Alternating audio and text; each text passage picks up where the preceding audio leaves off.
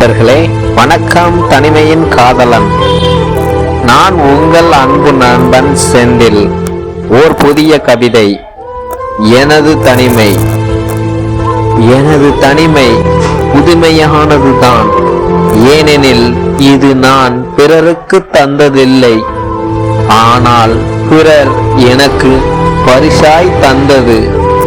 என்னதான் நான் வெளியில் சிரித்தாலும் என் மனதும் என் கண்களும் வலியை மட்டுமே மறைக்க போராடுகிறது. இந்த தனிமையை நினைத்து பல நேரம் நிழலில் வாழ்ந்த என் மனம் ஏனோ நிஜத்தை கண்டுதான் பயந்து ஓடுவது ஏனோ.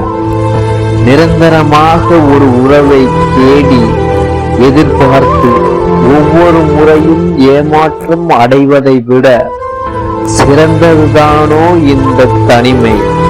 எதுவென எனக்கு புரியவில்லை. ஆனால் தனிமையில் மட்டுமே நான் தனிமையின் காதலனாய் உங்கள் அன்பு நண்பன் செந்தில்.